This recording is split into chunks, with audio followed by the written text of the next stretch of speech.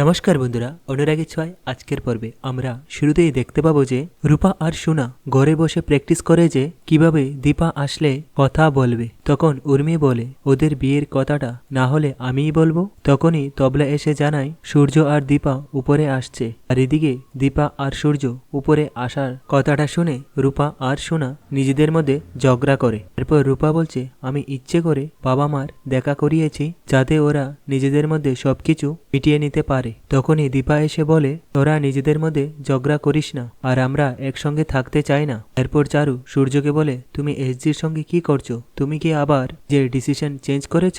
এরপর দীপা চারুর পোশাক দেখে হঠাৎ করে সন্দেহ করে যে চারুকে একটু আগে আমি ক্যাফেতে দেখলাম না। আর এদিকে দীপা বাড়িতে এসে মন খারাপ করে বসে থাকলে তখন সাক্ষ্যদীপ স্যারের মা বলে যে তুমিই তো এই বিয়েতে মত দিয়েছ, সেই জন্যই তো এত কিছু হচ্ছে। তখন দীপা বলে আমি আর সহ্য করতে পারছি না, আর উর্মিও রূপাও তো ওদের দলে, আর আমি এখান থেকে চলে যাব। তখনই সাক্ষ্যদীপ স্যারের মা বলে যে তুমি চলে গেলে সূর্য তোমাকে খুঁজতে বেরিয়ে যাবে, তখন তো বিয়েটাই হবে না, আর তার মধ্যে তোমাকে ডিভোর্স পেপারেও তো সাইন করতে হবে। পরের দিন সকালে সুন্দর করে বাড়িঘর সাজিয়েছে। তখন সাক্ষ্যদীপ স্যার বলে খাবার দাবারের দায়িত্বে আমি আছি। তারপরে চারুকে দেখে বলে যে আপনি কি ইমোশনাল হয়ে যাচ্ছেন? তখন চারু বলে এই লুকটা না সব সময় পিছনেই পড়ে থাকে। চারু তারপরে তবলাকে বলে প্রজেক্টর এনেছো? তখন তবলা বলে আমার সব মনে আছে, আর ওই দেখো ওই ঘরে প্রজেক্টরও রেডি। তখন সাক্ষ্যদীপ স্যার বলে যে আমাকে তো কেউ পাত্তাই দিচ্ছে না, তাহলে আমি চলে যাই? তখন সোনা বলে তুমি চলে গেলে